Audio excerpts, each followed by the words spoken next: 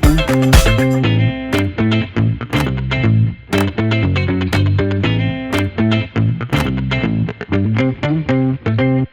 Anik Kasdan, selamat datang ke Spot Check bro. Hai Khabar? bang, sehat-sehat Alhamdulillah. Okay Anik, okay. Badang Malaysia. Saya ada banyak soalan nak tanya Anik hari ni, tapi kita start dengan tournament yang Anik baru join baru-baru ni.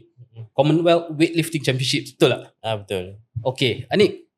Tournament ni Anik dapat lift 298 kilograms. Betul. Rekod baru kebangsaan. Okay. And kita tahu Anik baru-baru ni dekat Paris Olympic pun Anik dapat pecahkan rekod kebangsaan, betul tak? Betul. Rekod ni yang baru Anik set ni, kalau Anik set dekat Olympic hari tu, kemungkinan Anik dah menang pingat gangsa. Betul. Ya? Kalau saya angkat 298 atau lebih sikit, boleh menang lah. So Anik rasa macam mana Anik? I mean, ada rasa macam rugi sikit tak? Macam alamak, kalau saya dah buat benda ni kat Paris tu debut Anik kan? So Anik rasa macam kalau Anik dapat lift 298 dekat Olympic hari tu, macam mana lah? I mean, betul-betul saya nak tahu Anik rasa macam mana? Saya mesti rasa macam gembira lah sebab dapat pingat kan dekat Olympic. Lagipun penyertaan pertama. Jadi kalau dapat tu memang happy betul lah. Tapi at that time saya memang cuba untuk angkat lebih daripada 298. Saya try yang nak buat total 304. Okay. Untuk sebab Thailand dah habis angkat, dia pun dah secure nombor 2 kan. Saya nak cuba potong Thailand tu lah. Tapi dua angkatan saya tak dapat. Jadi 297 je. Lepas tu USA tu potong last minute kan. Jadi tak dapat lah. Tapi Anik, kalau kita tengok balik pada apa yang berlaku masa Olimpik tu, angkatan pertama, angkatan kedua Anik tu memang bagus. Dan Anik pun mesti confident kan. Apa yang berlaku masa yang last tu Anik? Yang last tu mungkin terlalu nervous lah sebab first time saya kat Olimpik, lepas tu sukan yang besar kan dalam dunia. Jadi masa tu cara nak kontrol kita punya ketakutan apa semua tu belum tahap yang bagus lah untuk saya masa tu. Jadi tu saya rasa angkatan terakhir tu saya tak dapat nak tahan lah. Sebenarnya dah masuk tapi cuma tangan saya dah terbengkok sikit. Jadi kalau dah terbengkok ke gitu, dia memang no lift lah. So dia technical lah Nick. Benda-benda macam tu dia macam dia sekelip mata tu boleh. Dia macam ibarat dah masuk poket dah pom. Bocor lah macam tu lah. Sayang kan?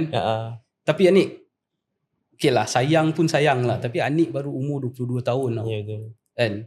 Pernah tak Anik terbayang yang okay, satu hari ni saya akan bertanding di sukan terbesar di dunia, Olimpik. Bukan just bertanding tau, Anik hampir menang pingat kan. So pernah tak terbayang benda-benda macam ni?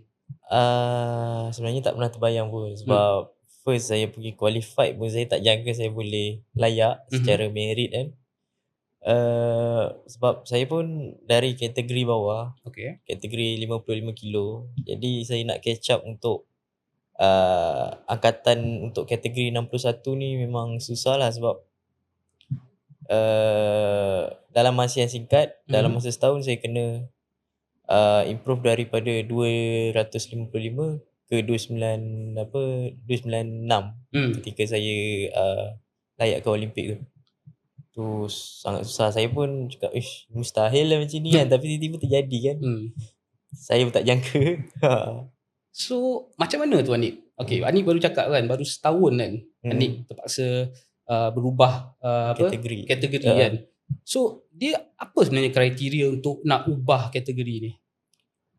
Satu, sebab kita nak compete dengan negara luar. Negara luar pun angkatan diorang semua rata-rata memang tough lah. Satu, memang betul-betul kena fokus lah. Dari dalam apa yang kita buat, kita jaga kita punya recovery, kita punya pemakanan, lepas tu training kan. Tu kena betul-betul cukup lah, baru ada hasil lah. Sebab saya cuba untuk tak miss training, jaga makan saya, jaga rehat saya. Tu saya rasa dia boleh improve dalam masa setahun tu. Tapi Anik, okay, dalam sukan angkat berat ni kan, Ada tak macam sekarang Anik 61 kilogram kan, and sebelum ni Anik 55 kilogram kan. So Anik akan naikkan lagi ke ataupun Anik akan maintain? Saya rasa ni kategori saya sampai pencen lah. Oh ya. Sebab saya pun baru naik kan. Jadi kalau saya nak move lagi ke atas memang susah lah. Sebab lagi kuat lah orang-orang kat luar kan. Lagi saya kena lawan sini saya lagi kan. Oh ya. Aduh, memang susah sikit lah. Okay Anik, kita akan cakap lebih banyak tentang tournament-tournament, sukan-sukan yang Anik akan join lepas ni. Tapi saya nak imbas kembali sikit kan Anik. Sukan angkat berat di Malaysia, sukan yang sangat khusus Anik. Ya, kan? betul. Kalau kita nak bandingkan dengan sukan macam badminton, sukan macam bola, olahraga lah, ataupun diving, cycling, sukan-sukan ni memang kita boleh tengok okey lah kalau dekat level sekolah ada kan. So macam Anik kan, macam mana Anik join sukan angkat berat ni? Apa yang buat Anik minat untuk bertanding dalam sukan ni? Saya join angkat berat ni sebab abang saya memang join dulu. Oh ya? Abang saya join dulu. Lepas tu masa tu dia join macam mana tu Anik? Masa tu center, contoh center sukan angkat berat Johor. Dekat sekolah tu. Okay. Jadi saya pun tak tahu macam mana dia join. Tiba-tiba saya balik rumah tengok dia join. Dia cakap nak join apa semua kan. Lepas tu dia join dah 2 tahun 3 tahun macam tu. Lepas tu saya masa tu dah masuk sport school lah. Okay. Saya main sukan lain, main sukan hoki. Okay. Jadi sport school mana tu Anik? Johor. Okay. Lepas tu saya nak compete susah sebab hoki ni orang kata badan kena tinggi apa semua. Saya badan rendah kecil kan. Main defend pula. Dapat striker yang tinggi-tinggi memang angus saya. Jadi susah nak compete lah. Lepas tu kebetulan abang saya pun tanya nak main angkat berat ke tak. Lepas tu coach dia pun tanya nak main angkat berat tak. Saya pun boleh lah, jalan lah. Kita pujuk, boleh jalan terus. Lepas tu tak sangka lah boleh sampai ke tahap ni. Masa tu Anik umur berapa masa tu? 14. And abang Anik time tu? Abang 16. So kira masa Anik main sukan hoki untuk sukan sekolah tu, let's just say lah, kalau Anik tak pilih sukan angkat berat, Anik rasa Anik akan jadi pemain hoki tak? Tak sebab susah. Tahu dah susah. Okay Anik, ni ada satu cerita saya dengar lah. Tak tahulah betul ke tak kan. Tapi pernah dengar Anik kena training kat rumah semua dulu. And then pernah sampai retak simen kat rumah kan. Apa cerita tu? Waktu tu PKP. Okay. Kan PKP dalam 2 tahun 3 tahun. Saya sebab dekat Johor center Sukma tu diorang tutup sebab yalah COVID apa semua kan. Ya. Jadi saya balik rumah, saya bawa balik peralatan semua. Training lah macam biasa, training. Lepas tu saya pun nak berhenti sebenarnya dah. Nak berhenti ke lah macam mana? Berhenti apa ke? Nak stop terus lah sebenarnya sebab serius? Sebab training pun PKP buat apa kan. Nak pergi game tak ada game. Jadi pergi kerja. Kerja pun dekat kerja dekat estate ladang sawit. Serius? Anik buat apa kat ladang tu? Saya bahagian saya dapat meracun, pangkas apa tu? Semak samun semua kan dah. Wah. Sebab saya expect masa tu dah angkat berat, angkat toracun mesti boleh. Tapi penat lagi tu.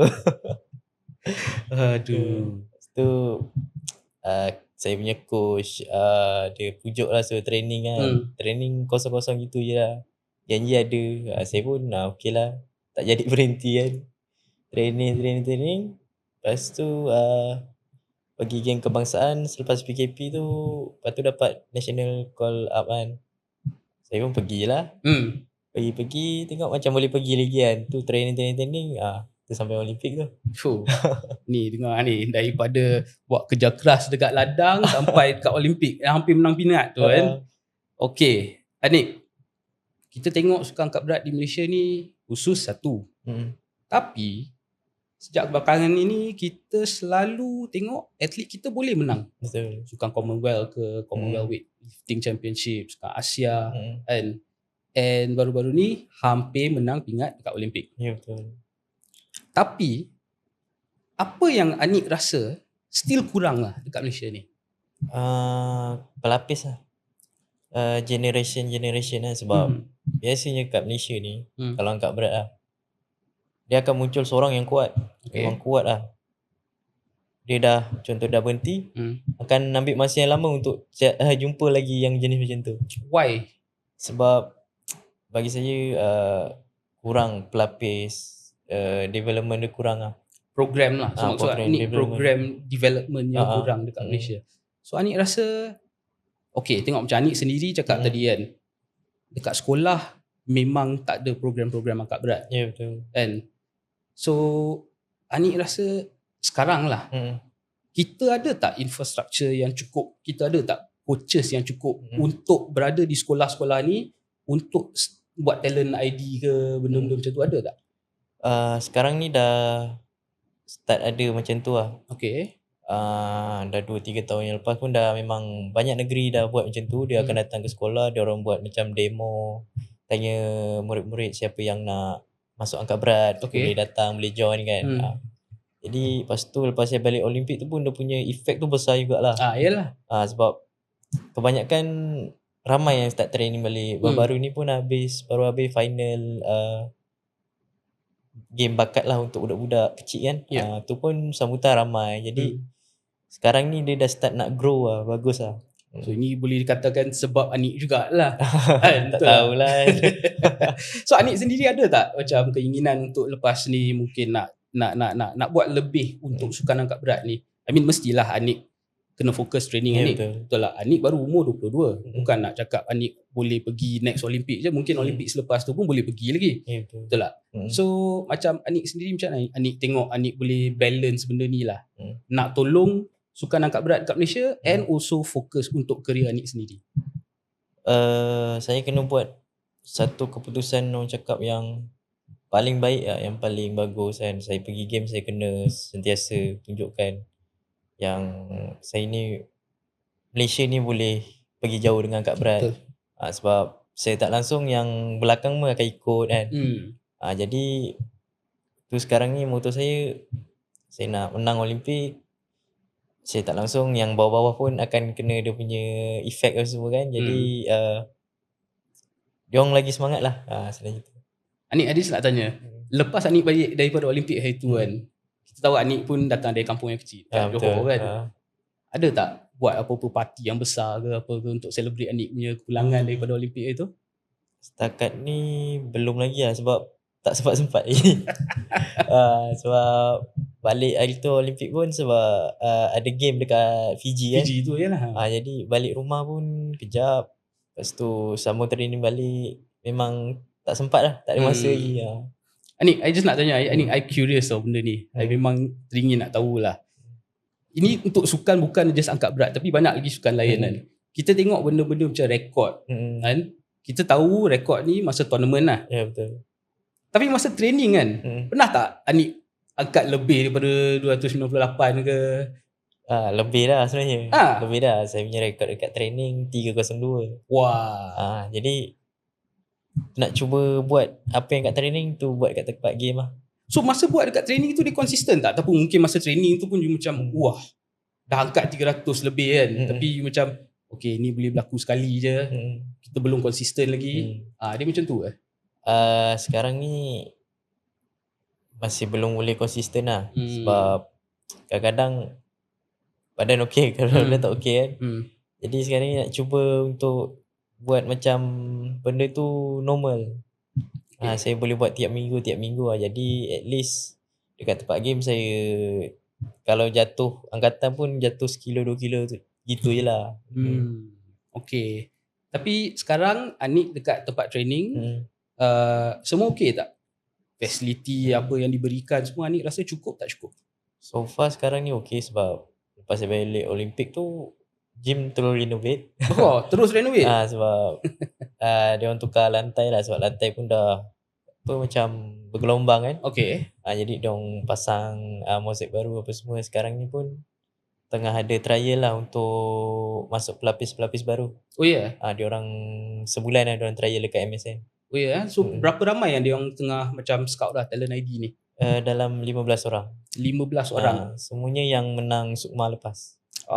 Okay. So kira bagus lah. So that means kita boleh nampak ada improvement lah. betul. Dari segi nak dapatkan bakat-bakat baru ni memang ada improvement lah. Betul. Okay. Anik, kita tahu sukan angkat berat ni selalu dikaitkan dengan isu doping, isu steroid dan benda-benda macam ni, betul tak? I mean bukan just angkat berat lah, kita tengok bina badan pun selalu terpalit kan. Tapi Anik, you rasa benda ni satu masalah yang besar tak? Mungkin benda ni, sebab benda ni mungkin ibu bapa pun macam kurang sikit nak bagi anak-anak dia orang masuk dalam sukan angkat berat ni. Benda-benda ni semua atas diri sendirilah. Siapa yang nak ambil itu, siapa yang tak nak ambil tu pada diri sendiri. Sebab sekarang ni pun kalau pergi tournament pun kadang-kadang ada masa akan datang, dia orang akan bagi talk, bagi macam kata-kata kesedaran lah. Kalau pakai ni kita punya jangka masa macam mana apa semua. Sebab doping-doping ni semua barang-barang kimia kan. Jadi dia akan jangka yang lama dia akan efek lah untuk badan. Jadi tu semua terpulang pada diri sendiri lah. So macam bila Anik join okay, memang Anik muda lah masa tu 14 tahun kan. Tapi selalu benda-benda isu-isu macam ni kan, dia akan start masuk bila? Dia bermula daripada coach masing-masing lah. Macam mana coach treat atlet diorang kan. Bagi macam contoh, coach saya cakap tak payah pakai ni semua sebab bahaya kan. Satu untuk kesihatan pun tak bagus. Jadi just percaya pada training, percaya pada rehat, percaya pada makan lah.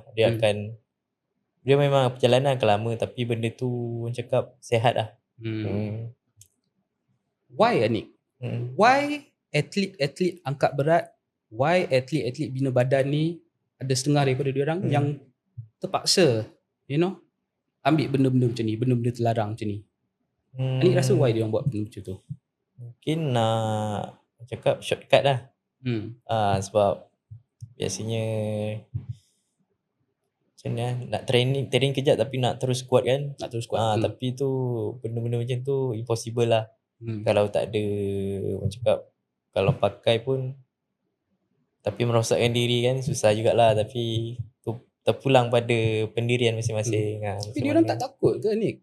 I mean diorang ambil benda-benda macam ni, ke diorang rasa macam mungkin okay lah kita try je lah, mana tahu kan terlepas ke kan? Dia macam tu ke? Saya pun tak tahu lah. Because macam Anik dah masuk sampai level Olimpik kan. Dia ada emas ataupun bila dah sampai sukan Olimpik bukan ada emas lah, dia dah wadah dah kan. Betul. So strict tak? Masa Anik dekat Olimpik berapa kali dia orang buat macam doping test? Untuk saya sebelum saya pergi Olimpik tiap bulan saya kena test. Memang siapa yang nama naik top ranking world memang setiap tahun 3 tahun pula. Setahun 3 kali WADA akan ambil. Belum campur ada emas lagi lah. Itu memang banyak lah. Jadi kita orang kat national ni memang tak dipakai. Sebab kita orang pun kadang-kadang 3 bulan sekali, 2 bulan sekali akan kena check lah, akan kena ambil. Lagi macam saya kat Paris hari tu pun saya sampai saya dah kena dah. Saya kena ambil. Ni sebelum start competition? Sebelum start competition, 2 hari sebelum. Lepas tu lepas competition pun dia akan ambil juga. And masa competition ada juga kan? Selalu? Selepas competition lah. Selepas competition dia akan buat habis game, seminit tu dia datang doping.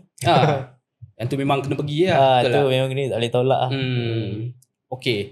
Anik, kita pun tahulah sebelum ni PABM pun pernah kena ban setahun pasal isu-isu benda macam ni kan, doping violation semua ni.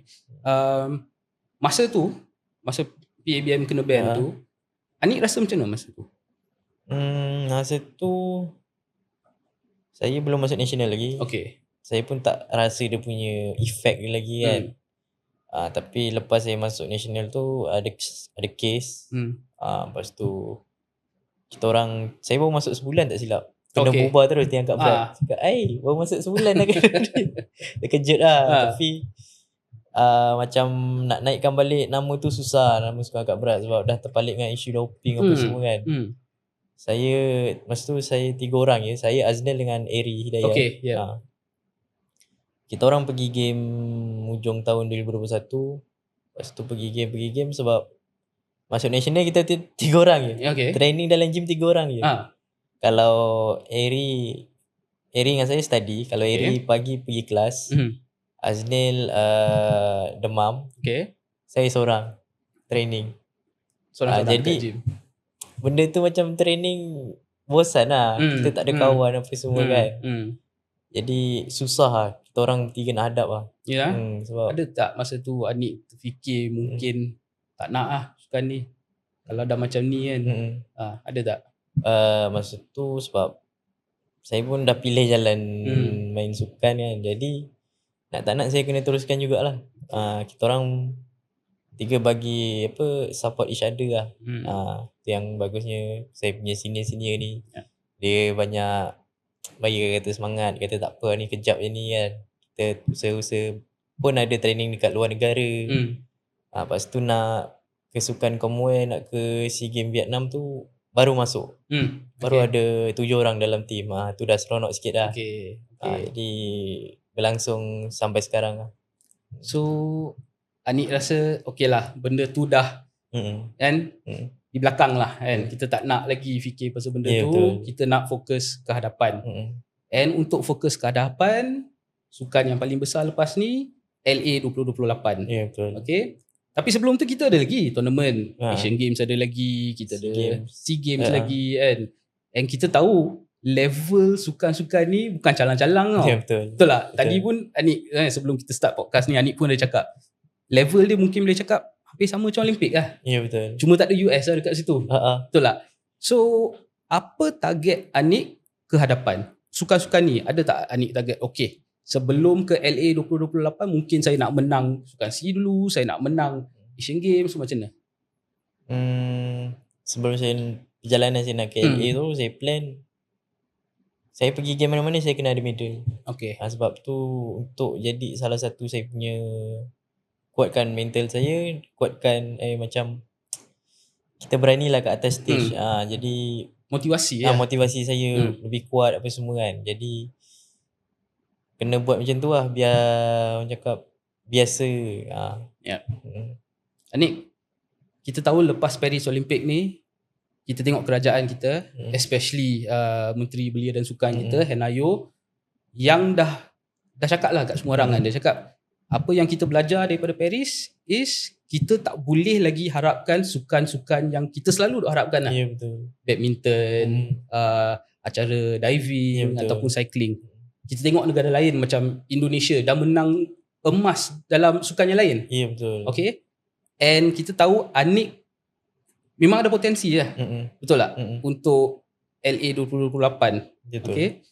So Anik rasa apa yang Anik dapat sekarang dari segi support RTG? Anik adalah antara salah seorang atlet yang berada dalam grup RTG. Okay. Support yang Anik dapat daripada RTG ni penting tak? Nombor satu. And cukup tak untuk sekarang?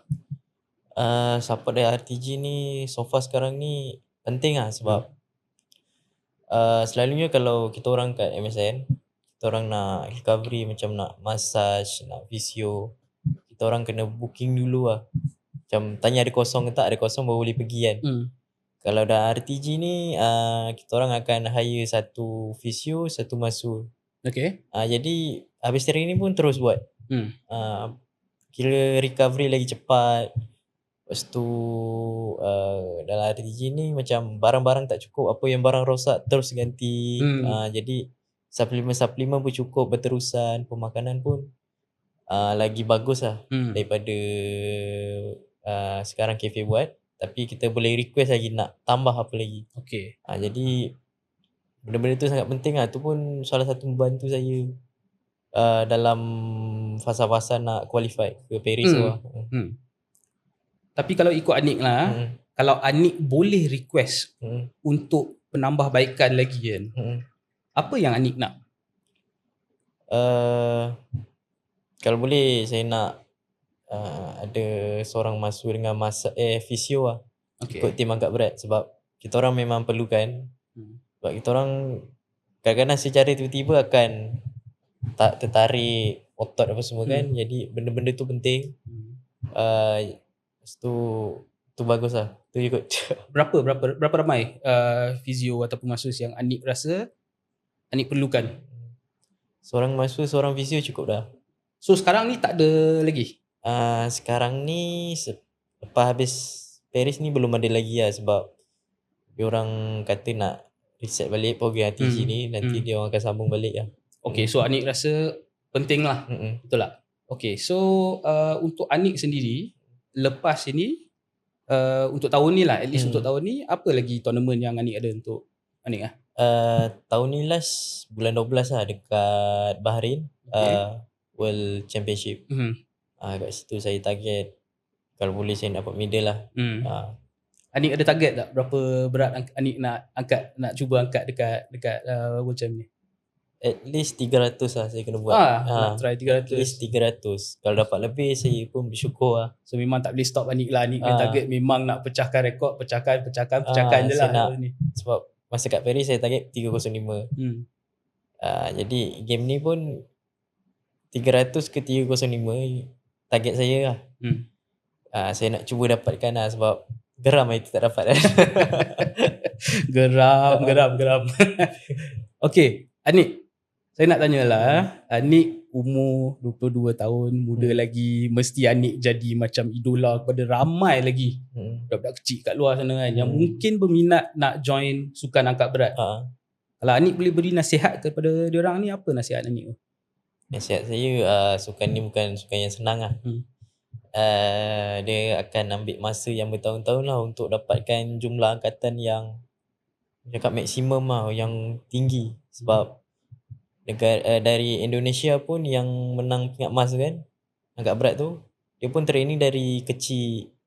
Memang ayah dia sendiri coach dia. Jadi dia training dari kecil. Tu pun dah ambil masa berbelas tahun, 20 tahun itu baru dapat jadi juara kat Olimpik kan. Jadi perjalanan tu tak senang lah, susah. Sebab dia pun baru lepas operation usus. Okay. Jadi tekad tu kena kuat lah. Tu kita kena set satu target. Kita tak boleh mengkok lah. Itu lah. Yang satu lagi, macam mana Anik nak galakkan lebih ramai anak muda Malaysia untuk join sukan angkat berat ni?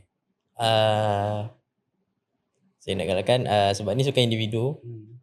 Apa yang sendiri buat, sendiri dapat, sendiri menang, sendiri rasa. Jadi itulah kelebihan sukan individu. Kita usaha sendiri, kita dapat. Bukan kata sukan tim tak bagus, tapi kalau sukan tim, kita usaha yang lain tak usaha, dia tak jadilah. Jadi kalau siapa-siapa nak join angkat berat, sekarang ni pun dah banyak buka gym untuk Olympic weightlifting lah. Especially kat KL ni memang banyak. Okay. Jadi kalau yang kat negeri-negeri lain tu, diorang pun mengalu-alukan macam budak-budak nak datang try training dekat center-center kan. Diorang ada buka. So yang ni terpulang kepada MSN setiap negeri lah. Betul. Kan diorang pun kenalah usaha sikit kan. Kena buat lebih roadshow mungkin kat sekolah. Betul tak? Betul. Okay Anik. So Anik dah banyak jawab soalan-soalan. Saya haraplah kita punya pendengar dengan kita punya listeners, viewers kat luar tu akan ambil motivasi sikit lah daripada ni kan. Dan kita pun harap sukan angkat berat di Malaysia ni akan lebih maju. Okay. Alright, sekali lagi terima kasih Anik. Join Sport Check. Lepas ni join lagi ya. Boleh, tak ada masalah. Steady lah Anik.